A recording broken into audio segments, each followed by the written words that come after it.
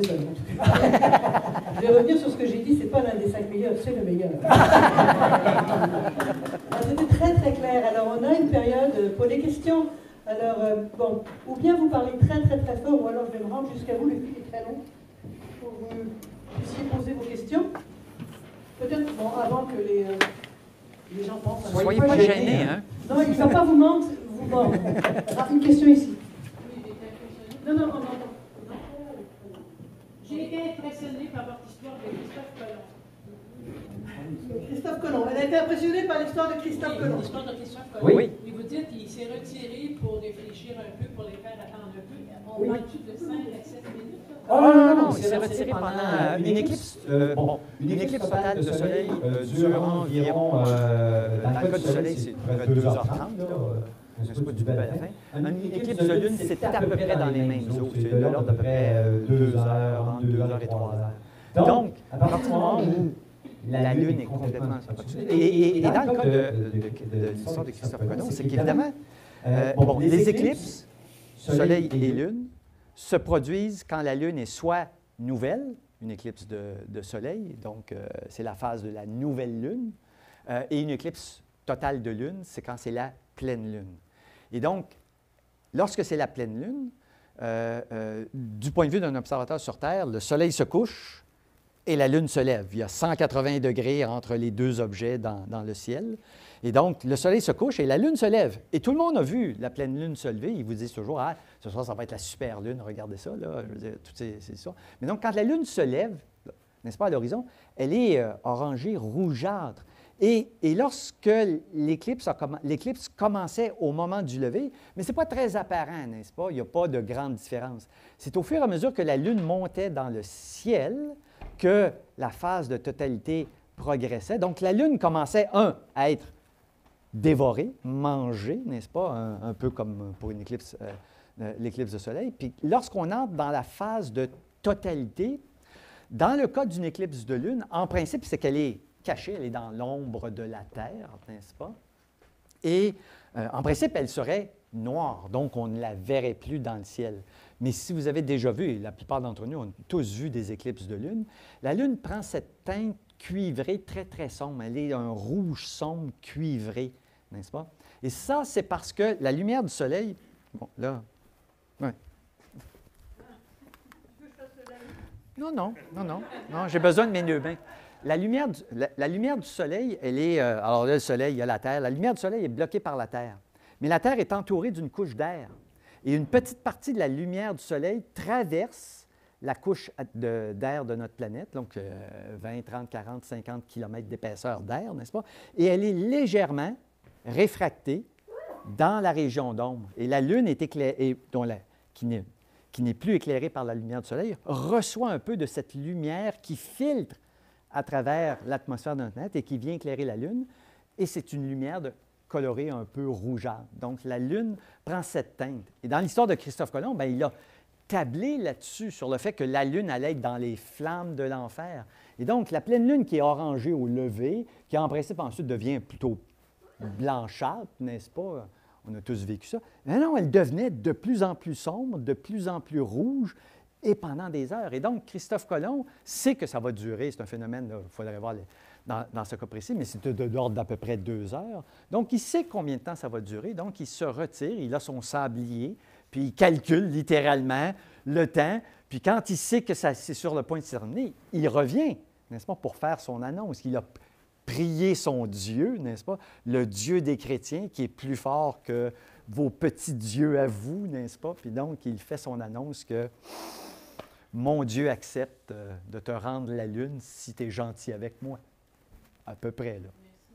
Où c'était exactement? On pense que c'était en Jamaïque, mais ça pourrait être aussi le San Salvador. Ce n'est pas très clair à quel endroit il était. Mais la tribu, c'était les Arawaks. Arawaks. Je pense qu'il y a un W quelque part, là, dans tout ça. On peut imaginer que... Il y a des trucs pas trop chrétiens qui sont produits entre les marins et certaines indigènes de la tribu, ce qui devait attiser la colère, évidemment. Question rapide. Une question, attendez. C'est mieux avec le micro, on va entendre. Est-ce qu'il y a une relation étymologique entre Almageste et l'almanach? Oui, bien sûr. La racine du mot est la même, donc ce sont des tables de prédiction, n'est-ce pas? Donc oui, effectivement. Ptolémée va produire deux grands ouvrages. L'Almageste, qui sont des tables d'éphémérides, donc de position d'étoiles et de position de planètes et de tentatives de prédiction d'éclipses, et un autre ouvrage qui s'appelle le Tétrabiblos, qui là est qui dans ce cas-ci est une interprétation astrologique de ce que signifient ces différentes positions dans le ciel. Et les astrologues ont utilisé le Tétrabiblos pour faire des prédictions. Et si vous regardez un peu, encore aujourd'hui, dans certains journaux, dans certains quotidiens, on vous publie, n'est-ce pas, des tables, des horoscopes. On s'entend là, que tout ça, c'est produit. Là. Mais ce qui est important, ce sont les dates. Quelqu'un comme moi, n'est-ce pas, né le 13 avril, selon l'horoscope, je suis un bélier. Ce que signifie être un bélier, c'est qu'au moment de ma naissance, le Soleil se trouvait dans la constellation du Bélier. C'était vrai il y a 2000 ans, c'était vrai. Mais à cause des mouvements de précession de l'axe de rotation de notre planète, au moment de ma naissance, il y a quelques années, mais au moment de ma naissance, le Soleil n'est plus dans la constellation du Bélier, il est dans la constellation des Poissons. Donc, d'un point de vue ptoléméen et le Tétrabiblos, je devrais être un poisson. Mais non, on dit, les béliers, c'est du 21 mars au 20 avril, donc je suis un bélier. Et si vous allez faire votre carte du ciel chez un astrologue, il va faire exactement la même chose. Ils vont vous dire qu'ils utilisent des ordinateurs, évidemment, pour faire des cartes du ciel, mais tout ça, c'est basé sur les positions mesurées il y a plus de 2000 ans. Je vais vous demander une chose. À quel moment, parce qu'on voit les Babyloniens donc, qui prévoient même l'espacement, les cycles, les gens ont compris que c'était la Lune qui était en cause. Oui. Parce que les Inuits, on voit l'histoire avec le frère et exactement. Mais est-ce que les Babyloniens avaient ça aussi? Ou comment lentement, oui, parce que lorsqu'il y a une éclipse totale de soleil, la journée précédente, 2 jours avant, ou 2 jours le lendemain ou le surlendemain, on voit un mince croissant de lune dans le ciel. Donc, ils avaient éventuellement compris que c'est la Lune qui joue le rôle. Mais ça va prendre beaucoup plus de temps. C'est assez curieux dans l'histoire de l'Union. Et évidemment, chaque civilisation va en venir à cette conclusion à un moment différent dans l'histoire. Je veux dire, il n'y a pas d'Internet là, à cette époque-là. On découvre quelque chose, mais 500 km plus loin, ils ne sont pas au courant. Là. Il y a peu ou pas de tradition écrite encore. Mais c'est assez amusant de constater qu'ils avaient rapidement associé l'éclipse de Lune avec l'ombre de la Terre.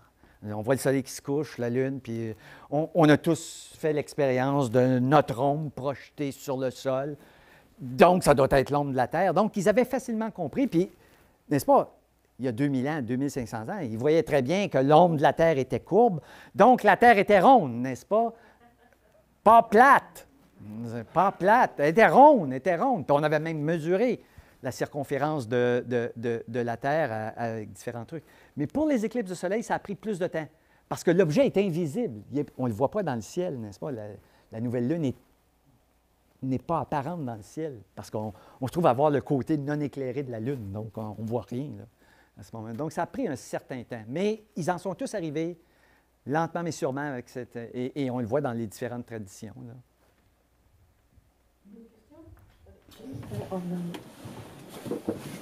Ben, je vais essayer, pas de micro. Non, mais il arrive, le micro, il arrive. C'est pour les archives, la postérité. Vous avez parlé qu'il y avait des fausses croyances. Finalement, est-ce qu'on en a besoin des fameuses lunettes ou on peut les regarder? Oui, on a besoin des fameuses lunettes. Le grand classique, là, que c'est dangereux les éclipses, c'est lié au fait que c'est comme le dit l'expression, là, surtout en anglais, de « curiosity killed the cat », n'est-ce pas? C'est la curiosité qui est le problème d'une éclipse, parce qu'on regarde. Je veux dire, on n'a pas tendance à regarder le soleil, règle générale, parce que c'est très aveuglant et que c'est irritant. Mais pendant une éclipse, parce qu'une bonne partie du soleil est cachée, bien, on est capable de regarder un peu plus longtemps. Et c'est pas qu'il y a des mauvais rayons, une mauvaise lumière, c'est tout simplement qu'on regarde plus longtemps. Et la rétine de l'œil est insensible à la douleur, n'est-ce pas? Donc, elle brûle sans qu'on s'en rende compte. On ne ressent pas de douleur. Ce qui nous empêche de regarder le soleil, c'est le fait que c'est éblouissant, n'est-ce pas? Puis souvent, on va éternuer. Là. Tous les sens semblent connectés en haut ici, n'est-ce pas? Donc, on va être irrité, mais on ne sent pas de brûlure dans le fond de l'œil. Il n'y a pas de sensation pour la brûlure.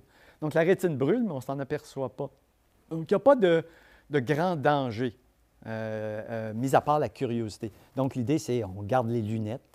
Et pendant la phase de totalité, là, on peut les enlever parce qu'il reste juste la couronne solaire qui émet un tout petit peu de rayonnement de haute énergie, mais ce n'est pas assez intense pour affecter. Donc, on peut apprécier la nuit en plein jour pendant les quelques minutes. Mais dès qu'on voit la petite parcelle de soleil revenir, on remet les lunettes à ce moment-là. Il y a des, évidemment, vous avez probablement, il y a des tas d'applications pour tablettes et téléphones intelligents. La Fédération des astronomes amateurs du Québec en a produit une qui est assez bonne, qui s'appelle Mon Eclipse. En 2 mots, là, Mon Eclipse. On tape ça dans le moteur de recherche des applications, soit sur Android ou sur Apple, puis on télécharge ça. Puis ça vous géolocalise, entre autres, n'est-ce pas? Et puis ça vous dit, dans le cas de l'éclipse du 8 avril, quand est-ce qu'elle commence, quand est-ce qu'elle se termine, est-ce que vous êtes oui ou non dans la zone de totalité, et puis combien de temps dure la totalité. Donc, vous êtes bien placé ici, vraiment très bien placé. D'abord, si on filmait avec un cellulaire, oui. Ça peut-tu endommager les lentilles? Je me suis fait poser quelque chose. C'est-à-dire qu'on peut, si vous avez des lunettes de protection, là, le filtre, on peut le mettre devant la lentille ici, puis on peut filmer. À ce moment-là, vous photographiez. Je ne vous garantis pas de la qualité, mais c'est possible. Mais il faut faire très attention qu'il n'y ait pas un petit peu de soleil. Il faut vraiment avoir le filtre en plein milieu, mais vous pouvez faire ça. Donc, les de l'appareil vont être sensibles à cette lumière spéciale? C'est-à-dire que oui, parce que c'est de la lumière dans le domaine visible, n'est-ce pas? Avec la plupart des lunettes, là, la coloration du soleil va être une espèce de jaune à peu près. Là. Ça laisse passer 3 millièmes de 1 % de la lumière du soleil. Ça bloque 99,997 % de la lumière du soleil. C'est très intense, le soleil. C'est vraiment très, très brillant.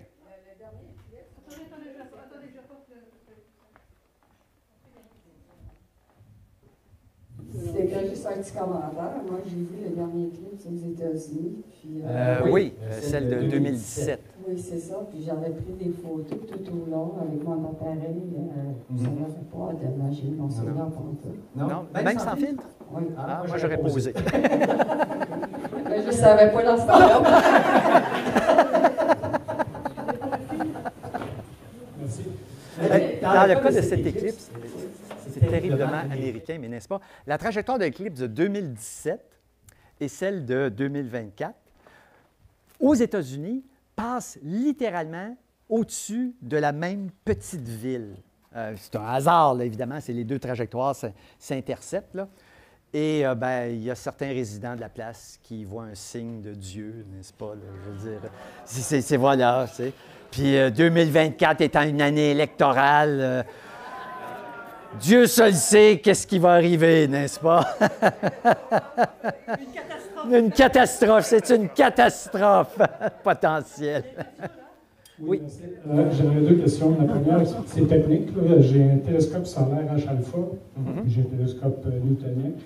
Je veux la filmer avec ma caméra, avec mon modulateur et tout, puis je veux juste être certain de ne pas manquer mon coup. En H-alpha, est-ce que je peux le faire ou je suis obligé de le faire avec un filtre à lumière blanche? Je n'ai aucune idée. Je n'ai jamais photographié d'éclipse. S'il y a des astronomes amateurs, il y a des chasseurs d'éclipses, des fois, là, ça, c'est le genre de truc pour un forum de discussion. J'ai aucune idée. Je ne sais pas. J'aurais tendance à dire le filtre à chaque fois, mais Là, là-dedans, là, j'invoque la carte. Là, je suis juste un astrophysicien, pas un astronome amateur.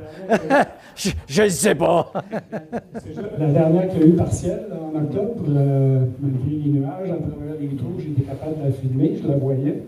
Mais ma question, c'est quand elle va être totale, puis que la lumière va disparaître, je ne sais pas si ça va... Là, je pense qu'il faut passer en lumière visible, sans filtre. Là, ça, c'est clair. Okay. J'ai un ami qui chasse les éclipses, puis lui s'en va au Texas. Il ne prend pas de chance pour le 8 avril.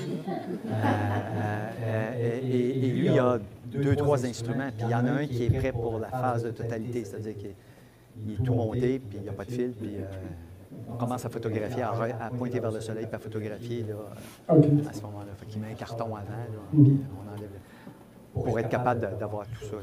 OK. Mon autre question, c'est demain soir, il y a une éclipse pénombrale lunaire. Oui. À quoi on doit s'attendre comme observation? Autour de minuit. C'est ce soir, hein? Ce soir, oui. On est 2 semaines avant. Oui, exactement. On est 2 semaines avant. On ne verra pas grand-chose. La Lune devient un peu moins brillante. Mais honnêtement, là, il n'y a pas grand-chose. Par la pénombre, là, c'est une éclipse de Lune ce soir. Mais c'est une éclipse qui ne sera pas totale. L'endroit où on est ici, là, Québec, donc ça va être par la pénombre, c'est-à-dire qu'il y a une partie de la Terre qui bloque la lumière, mais de notre endroit à nous, là, la Lune demeure éclairée en bonne partie, et donc on voit juste, on ne voit même pas une partie de la Lune grugée par l'ombre de la Terre. C'est vraiment juste, elle passe dans cette zone là, où la lumière est partiellement bloquée, puis donc elle devient un peu moins brillante.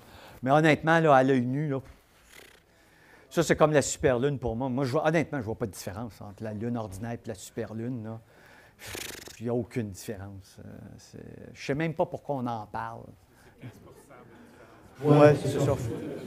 Oui. C'est parce que pour voir la différence, il faudrait avoir une lune ordinaire à côté, n'est-ce pas? Ça prendrait 2 lunes, une ordinaire et une super lune. Là, on verrait la différence. Oui. Bonjour. Je voulais me planifier un voyage, puis je me suis posé la question, je ne voulais pas voyager la journée de l'éclipse du soleil. Est-ce que l'aviation est affectée par le phénomène? Non, en principe, il n'y a pas d'effet. Non, il n'y a aucun effet. Ça peut être un spectacle assez fascinant. Mon frère, il m'a fait chier. Mon frère est revenu d'Europe il y a quelques années. Il est revenu d'Europe il y a quelques années. Il décollait de Charles de Gaulle. Puis au-dessus de l'Atlantique, ils ont eu droit à une éclipse totale de soleil. Puis on est dans l'avion, puis on a les hublots, puis on regarde l'éclipse. Ça m'a un petit peu écœuré. Un petit peu. J'y avais une pointe de jalousie là-dedans. Évidemment, il m'a envoyé un message. Puis il savait exactement sur quel bouton il allait peser, là. Mais donc, on peut les voir, mais ça n'affecte pas. Tempête solaire. Ce qui est assez particulier de l'éclipse du 8 avril, c'est que le Soleil est dans sa phase ascendante de son niveau d'activité. Le cycle du Soleil, qui dure 11 ans, va culminer en 2025. Donc, il y a plus de tempêtes solaires, la couronne est plus étendue, il y a plus de chances d'avoir des éruptions solaires. Donc, en principe, le phénomène pendant la totalité devrait être plus spectaculaire à cause du degré, du niveau plus élevé d'activité du Soleil. Mais il n'y a pas de risque pour la navigation. Quoique, et là, ça n'a rien à voir, mais il y a quand même le Soleil a un impact sur la distribution d'électricité, télécommunications, navigation, à travers les éruptions solaires, qui n'ont rien à voir avec les éclipses, là, mais avec le cycle du Soleil. Et par exemple, il y a un cas assez spectaculaire qu'on appelle l'événement de la Bastille, qui s'est produit le 14 juillet 2000, n'est-ce pas? On commence. Où il y a des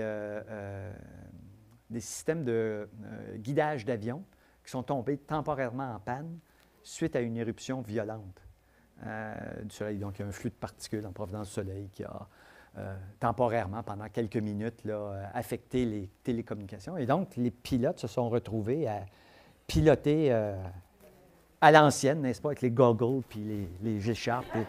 Ils devaient aimer ça. C'est un petit peu macho, un pilote d'avion, n'est-ce pas? Ils ont dû aimer ça, mais il y a eu une perte. Bon, évidemment, on a tous l'âge de la panne d'électricité du Québec en mars 89. Là. Alors, il y a des effets, mais pendant une éclipse, il n'y a rien de particulier. Là. Il n'y a pas de risque additionnel. Pardon? Pourquoi votre ami a choisi d'aller voir le Texas? Pour la météo. Ah bon? Parce que Il va faire oui, il y a les probabilités de beau temps dans la zone sud-ouest des États-Unis sont de 75-80 alors qu'ici, c'est à peu près 30 C'est pas avril au Québec. Là, je veux dire, vous savez le temps qu'il faisait hier, n'est-ce pas? C'est ça. Je veux dire, c'est plate à dire, mais je veux dire, l'éclipse, elle a lieu beau temps, mauvais temps. Là. Ça va juste être bien sombre à un moment donné, mais on ne verra rien. On ne le souhaite pas. Je veux dire, mais c'est comme ça, là. Est-ce qu'on pourrait demander un remboursement? Adieu. Vous pouvez adresser vos plaintes à Saint-Pierre. Tantôt, vous avez parlé de votre frère. Oui. C'est quelque chose de plus. Mm-hmm. Mais être en hauteur ou au sol, est-ce qu'il y a des différences pour regarder une éclipse? C'est-à-dire que si on s'entend là, qu'on est toujours dans l'atmosphère de la Terre, là, on est à peu près à quoi? 10 000 mètres, un avion commercial, dans ces eaux-là. Donc, il reste moins d'air au-dessus de nous, donc le ciel est probablement plus sombre pendant l'éclipse totale. On voit peut-être un peu mieux. Puis, si on a un peu de chance dans un vol commercial qui se promène le long de la zone de totalité, peut-être qu'elle dure plus longtemps, n'est-ce pas? Au lieu d'être 3-4 minutes, c'est peut-être 15-20 minutes. Là. Ça va vite, là. L'ombre se déplace à l'ordre d'à peu près 1000 km à l'heure. Fait que, on arrive à suivre des éclipses avec des avions là, pour prolonger. Et ils utilisent ce genre de choses pour... Ça sert presque à rien maintenant, les éclipses, au sens où c'est un phénomène connu, puis on a des observatoires du Soleil dans l'espace. Mais pendant une éclipse, comme on se trouve à masquer une bonne partie de la lumière du Soleil, on a accès à la mince pellicule de surface de l'atmosphère du Soleil, ce qui est, même avec les meilleurs instruments, avec les meilleurs coronographes, on ne peut pas voir. Donc, on peut voir les quelques 100, 200, 300, 500 kilomètres au-dessus de la surface du Soleil, uniquement pendant les éclipses. Donc, c'est une occasion d'étudier. Puis donc, il y a des missions avec des avions là, en haute altitude qui suivent l'ombre de la Lune puis qui essayent de maximiser ça. Donc, probablement que le phénomène est plus spectaculaire, mais... Oui, on peut voir. Mais même nous, au sol, là, bon, évidemment, le Soleil ne sera pas gros là, dans le ciel, là, mais on peut porter attention, on peut peut-être voir, s'il y a des éruptions, on peut voir des espèces de petites lignes rosées, des petites taches rosées en pourtour de l'ombre. Là. Il y a la couronne qui est blanche, puis on peut peut-être voir des petites lignes rosées qui sont des protubérances, des éruptions qui se produisent. Il n'y a pas de garantie, là. S'il y en a, on les voit. S'il n'y en a pas, c'est comme ça, là. Oui, il y a une chose qui me fascine dans l'histoire. Je reviens un peu à l'histoire des Babyloniens qui calculent un cycle. Mais je me demande comment ils ont fait parce que la prochaine éclipse, par exemple au Québec, ça sera dans très très longtemps, ça se promène partout dans le monde, l'ombre totale. Donc ça prenait d'avoir des gens qui pouvaient dire, parce qu'il y en a eu qui peuvent arriver chez eux, après c'est à des milliers de kilomètres de là, donc pour vérifier que 18 ans plus tard, ça sera pas au même endroit. À Québec, ça va être dans... Alors les tables se sont accumulées sur des siècles et des siècles. C'est un travail colossal d'archivage, de conserver. L'Empire babylonien a quoi perduré 1000 ans à peu près, là, dans ces eaux-là. Je ne suis pas certain, là, mais c'est dans ces eaux-là. Donc, ils ont des siècles et des siècles d'observation dans tout l'Empire. Donc, il y avait différents endroits. Et il y avait des échanges commerciaux. Donc, on savait qu'il y avait eu une éclipse. Donc, avec le temps, ils sont arrivés à produire un cycle qui approche. Bon, moi, je vous ai donné là, les 18 ans, 11 jours, 8 heures. Là. Ça, c'est la valeur moderne, contemporaine. On s'entend qu'ils étaient peut-être autour de 19 ans, puis à un moment donné, ça s'est mis à se raffiner. C'est un peu comme la longueur de l'année. Initialement, les premiers calendriers lunaires produisaient des années qui avaient 360 jours. Puis à un moment donné, on s'est rendu compte que avec le temps, on perdait 5 jours. On ne s'en apercevait pas, mais on était 5 jours en retard. Et donc, l'équinoxe, donc le début du printemps, décalait de plus en plus. Donc, on s'est mis à rajouter des journées intercalaires, n'est-ce pas? Il y avait des 5 jours, tout ça. Puis c'est Jules César qui va faire le ménage dans le calendrier dans l'Empire romain, où littéralement, le calendrier était voté selon l'humeur du Sénat. Hein. Il y avait des endroits, l'année durait 400 jours, d'autres endroits, c'était 455 jours. Et donc, c'est Jules César qui va faire le ménage. Et pour faire ça, il avait demandé à un astronome égyptien, Sosygène, de lui calculer précisément la longueur de l'année. Les Égyptiens y étaient parvenus. C'était 365 jours et un quart. Et c'est Jules César qui va introduire le concept d'année bissextile. Il va donc rajouter cette journée à tous les 4 ans. Et la modification subséquente, parce que ce n'est pas tout à fait 365 jours et un quart, c'est 365 jours, 5 heures, 48 minutes et 46 secondes. Ce n'est pas 365 jours et 6 heures. Donc, il y avait un petit décalage d'à peu près 11 minutes qui, encore une fois, là, se trouvait à s'accumuler sur les siècles.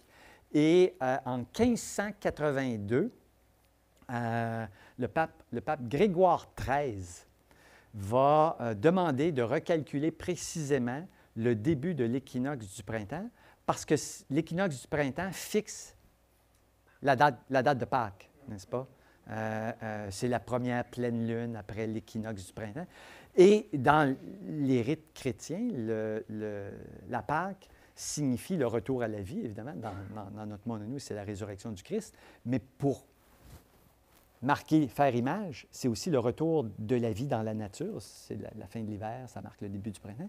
Et là, on se trouvait à avoir le début du printemps qui commençait à être de plus en plus tôt dans l'année, au début du mois de mars, etc. Puis là, bien, on ne pouvait plus faire de corrélation entre le retour de la nature à la vie puis la résurrection du Christ. Alors, Grégoire XIII va demander de calculer précisément et d'introduire une nouvelle règle au calendrier. Donc, ça sera une année bissextile à tous les 4 ans, sauf pour les siècles.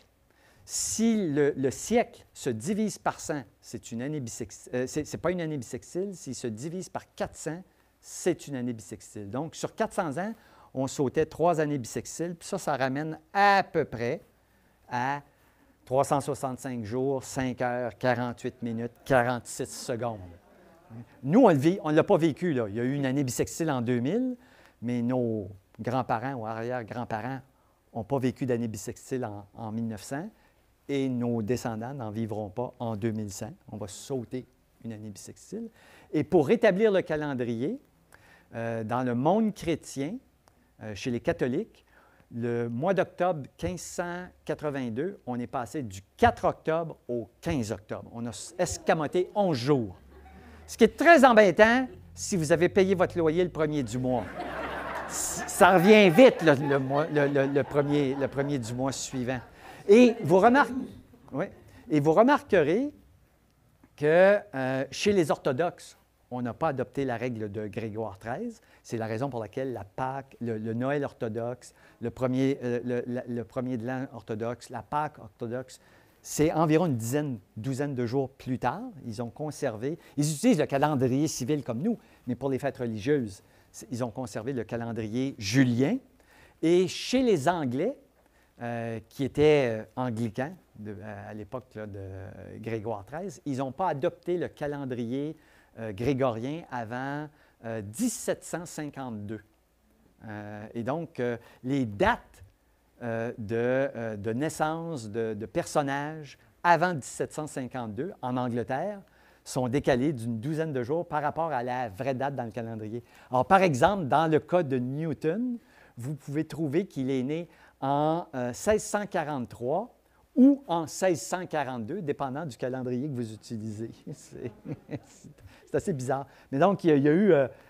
ils n'aimaient pas le pape, les protestants. Donc, non, ton nouveau calendrier, tu sais ce que tu peux faire avec. Mais donc, ça va prendre quelques siècles avant qu'ils adoptent. Alors, il y a des histoires absolument fascinantes avec le calendrier. Puis tout ça, bien, c'est lié, encore une fois, position du soleil, puis tout, etc., etc. Donc, voilà. Question? Mais- Je savais qu'on ratisserait très large. Non, mais c'est la culture qui est fascinante. Je crois que je veux vraiment te remercier, tout le comité de l'éclipse de la 24 de l'Estin. Je te remercie d'avoir fait la route. Ah, Donc, t'es il au fait Japon. beau. Et oui, tu aurais pu le Il faire. va faire beau retour. Je ne suis pas sûre que le printemps a compris les nouveaux calendriers. Mais bon. Et puis je vous remercie tous d'être venus. Je remercie vraiment Robert.